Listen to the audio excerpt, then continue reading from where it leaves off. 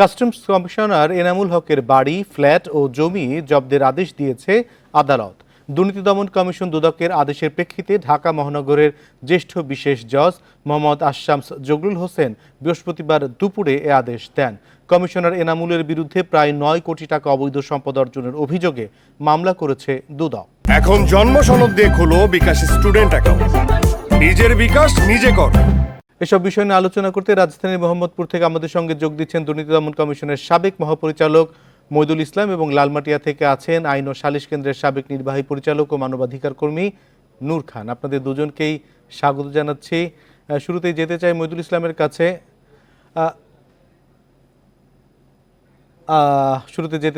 নূর খানের কাছে। জনাব নূর খান, যেই একজনকে ধরা হচ্ছে, এটি কি আইওয়াশ বলে আপনি মনে করেন কিনা, নাকি সরকারের দুর্নীতি বিরোধী অভিযানের অংশ এটি? দেখেন, একের পর এক তো অভিযোগ আসছে, তদন্ত শুরু হয়েছে। এই পর্যায়ে স্পষ্টতই কিছু বলা খুব কঠিন। তবে সাধারণ মানুষের ভিতরে এক ধরনের প্রশ্ন রয়ে গেছে যে এখনো তো অনেক বড় বড় অপরাধ, মানে দুর্নীতির সাথে যুক্ত অপরাধীরা এখনো দুর্দান্ত প্রতাপের সাথেই আছেন। বিশেষ করে রাজনীতির যে ক্ষমতাধর ব্যক্তিরা, তারপরে যে ওই বড় বড় ব্যবসা প্রতিষ্ঠান যারা রাতারাতি ব্যাংকগুলো দখল করে ফেলেছে বা কিনে ফেলেছে, যেভাবেই বলি, এবং এই ধরনের অনেক দুর্নীতিবাজ রয়ে গেছে। কেবলমাত্র পেঁয়াজের খোসা ছাড়ানো হচ্ছে। এটি কোন পর্যায়ে যাবে, কারণ মানুষের সামনে তো একটা উদাহরণ রয়েছে, সেটা হচ্ছে ক্যাসিনো কাণ্ডের পরে আমরা অনেক তোড়জোড় করে দেখেছি অভিযান, পরবর্তীতে সেটা ঝিমিয়ে গেছে এবং এখন তারা যথারীতি অনেকেই বেরিয়ে আসছেন। তো এই ব্যাপারে যেহেতু আমাদের দেশের দুর্নীতির মাত্রাটা অনেক বড় এবং এইখানে রাজনীতিবিদ, ব্যবসায়ী, আমলা, সমাজের সব পেশার লোকরা দুর্নীতির সাথে, প্রায় সব পেশার লোকদের একটা অংশ দুর্নীতির সাথে যুক্ত হয়েছেন। ফলে এই একটা দুটো ঘটনা দিয়ে বলা যাবে না যে এটা সফলতা পাবে বা এটার আন্তরিক ইচ্ছা রাষ্ট্র যারা পরিচালনা করছেন তাদের আছে, এটি বলার সময় এখনো আসেনি। আর দ্বিতীয় হচ্ছে, এখন পর্যন্ত কিছুটা আমার কাছে মনে হচ্ছে ঢিমাতালে চলছে এই, এবং শুরুর দিকে আমরা দেখেছি রাজনীতিবিদরা এই ঘটনাগুলো যখন পত্রপত্রিকায় প্রকাশ হতে থাকলো, তখন অনেকেই এটিকে পাশ কাটিয়ে যাওয়ার বা চাপা দিয়ে দেওয়ার একটা চেষ্টা করেছেন। আর যেহেতু এইবারের এই দুর্নীতির বিরুদ্ধে শুরুতে যে ঘটনাগুলো আমরা দেখেছি, এটি সবই মিডিয়াতে প্রথম এসছে। মিডিয়াতে প্রকাশ পাওয়ার একটি পর্যায়ে, অর্থাৎ যখন পাবলিকের ভিতর নানান ধরনের প্রশ্ন আসতে লাগলো, ক্ষোভ আসতে লাগলো, তখনই এই ব্যাপারে রাজনীতিবিদদের বক্তব্য আমরা দেখেছি। ফলে এখনই স্পষ্ট করে বলার সুযোগ নেই। জি, জনাব নূর খান, আপনি আমাদের সঙ্গে আছেন। একটু যেতে চাই মইদুল ইসলামের কাছে। জনাব মইদুল ইসলাম, আমরা এর আগেও দেখেছি যে এরকম ঘটনা যখন ঘটে, কয়েকজনকে ধরা হয় এবং কিছুদিন ব্যাপক তোড়জোড় চলে, কিন্তু কিছুদিন পর আবার এটি মুখ থুবড়ে পড়ে। এবারও কেমন হবে বলে আপনি মনে করেন কিনা? জি, ধন্যবাদ। আপনার ওই প্রসঙ্গে যাওয়ার আগে একটু আমি বলে দিই, আপনাদের সংবাদে যেটি বলা হলো যে ওই আদালত থেকে সম্পদ জব্দ করেছে, ওইটি বোধহয় আপনাদের কোথাও একটু ভুল হয়েছে। ওইটা আসলে ক্রোক হবে আর কি। আদালত ক্রোক করে, জব্দ করলে তদন্তকারী কর্মকর্তা নিজেই জব্দ করতে পারে। যাই হোক, জি, এখন আসি আসল প্রসঙ্গে। সেটা হচ্ছে যে যেটি নূর ভাই বললেন, ব্যাপারটা সেরকমই যে মাঝে মাঝে এরকম চাঁড়া দিয়ে ওঠে দুর্নীতির বিষয়, এবং দুদকও দেখা যায় যে কিছুটা গতি পাচ্ছে বা সংবাদের শিরোনামে আসছে।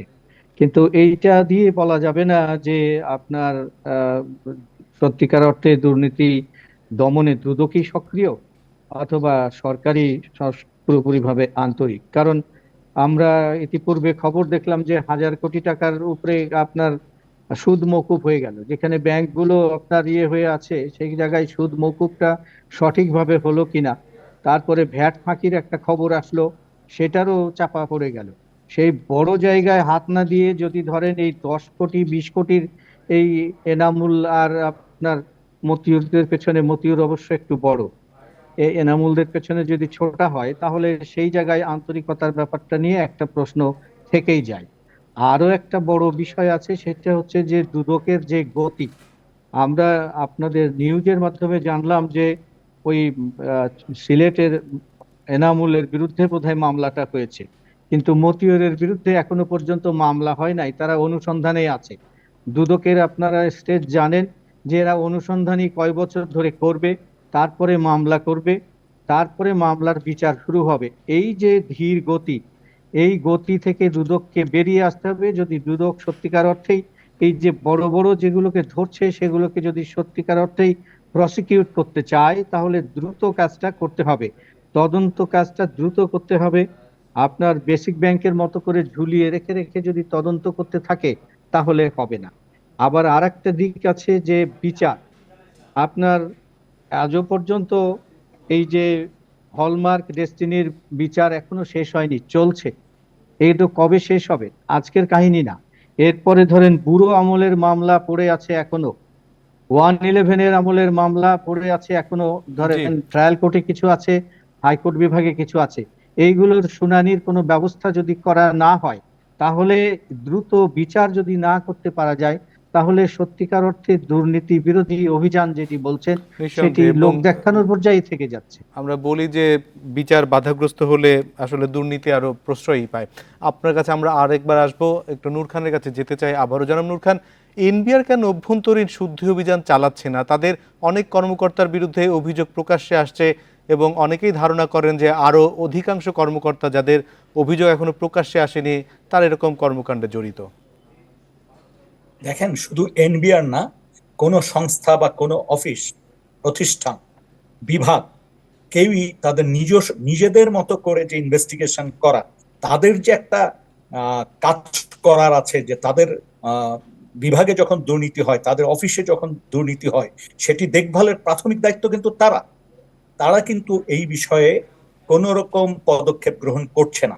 এটার পিছনে অনেকগুলো কারণ আছে। একটি হচ্ছে, দুর্ভাগ্যজনক হলেও সত্য, যে আমাদের দেশে এখন প্রতিষ্ঠানগুলো বলি, বিভাগগুলি বলি, এটা রাজনীতিকরণ হয়েছে, এবং এইখানে যারা কাজ করছেন তাদের অধিকাংশ জনসেবা বাদ দিয়ে, জনগণের যে কাজ সেটাকে বাদ দিয়ে তোষণ নীতির দিকে যাচ্ছে। অর্থাৎ রাষ্ট্র যারা পরিচালনা করেন তাদের তোষণ করলে বরং তারা মনে করেন যে তাদের নানাভাবে লাভবান হওয়ার সুযোগ আছে, প্রমোশনের সুযোগ আছে, বদলি ভালো জায়গায় সুযোগ আছে, কাজ না করে পয়সা পাওয়ার সুযোগ আছে।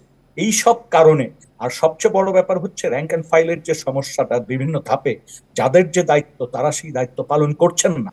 আজকে আমরা মতিউরকে দেখছি, আজকে একরামকে দেখছি, কিন্তু এই মতিউর, এই একরাম তো একদিনে তৈরি হয়নি, বা বেনজির একদিনে তৈরি হয়নি। এইটি এটি আশ্রয় প্রশ্রয় তৈরি হয়েছে ঊর্ধ্বতনদের, রাষ্ট্র ক্ষমতায় যারা আছেন তাদের, এবং রাজনৈতিক শক্তির ছত্রছায়ায় কিন্তু তারা এই মাত্রায় দুর্নীতি করতে পেরেছেন, এবং এই দুর্নীতির কাজ কিন্তু অব্যাহত আছে। সবচেয়ে বড় ব্যাপার হচ্ছে, দুর্নীতি যদি নির্মূল করতে চান, সেই অভিযানটার যেই গতি থাকা দরকার, সেইখানে এই ব্যক্তিদের ইনভেস্টিগেশন যত দ্রুত এবং পুঙ্খানুপুঙ্খভাবে করা দরকার, সেই কাজগুলো যদি আমরা করতে না পারি, এবং এইটিকে যদি বিশেষ ব্যবস্থায় যদি বিচারের ব্যবস্থাটা না করা যায়, এটি যদি 5 বছর 10 বছর বা তারও বেশি সময় লেগে বিচার করতে হয়, তাহলে আপনি কোনো ফল পাবেন না। বরং নূর খান, আপনার বক্তব্য পরিষ্কার। আমি একটু যেতে চাই মইদুল ইসলামের কাছে। মইদুল ইসলাম, যাদের বিরুদ্ধে অভিযোগ, দুদক শুধু তাদের ধরছে, কিন্তু দুদক নিজ উদ্যোগে কেন কোনো কিছু করে না বা ধরার চেষ্টা করে না, নিজেরা কেন উদ্ঘাটন করে না? জি, সেটাই কারণ। দুদকের বয়স 2004 সালে তার জন্ম, আজকে 2024, তো 20 বছর হয়ে গেল। এখনো পর্যন্ত দুদক নিজ উদ্যোগে আপনার দুর্নীতির খবর বের করবার যে ব্যবস্থা, সেইটাকেই পাকা করেনি। তারা তাকিয়ে থাকে হচ্ছে কে কবে কোথায় অভিযোগ দেবে, যেগুলো অনেকগুলোই ব্যক্তি আক্রোশমূলক, আর কিছু মিডিয়ায় চাঞ্চল্যকর খবর বের হবে, সেইগুলো নিয়ে তারা আপনার ব্যস্ত থাকে কাজ নিয়ে। কিন্তু নিজের উদ্যোগে যে বড় বড় দুর্নীতিগুলোকে বের করা, সেটা দুদক সেই ব্যবস্থা গড়ে তোলেনি। এটা দুদকের ব্যর্থতা। আমার মনে হয় তারা এই দিকে সচেতন হবেন এবং সেরকম ব্যবস্থা তারা গড়ে তুলবেন যাতে করে এই সমালোচনা থেকে তারা বেরিয়ে আসতে পারে। মইদুল ইসলাম, সব শেষ প্রশ্ন করতে চাই। রাজনীতিবিদরা বলছেন যে সরকারি আমলাদের বিরুদ্ধে অভিযোগ, আবার এটাও বলছেন যে রাজনীতিবিদরা যদি সৎ হয় তাহলে সরকারি আমলারাও সৎ হবে। আসলে অবস্থাটা কি?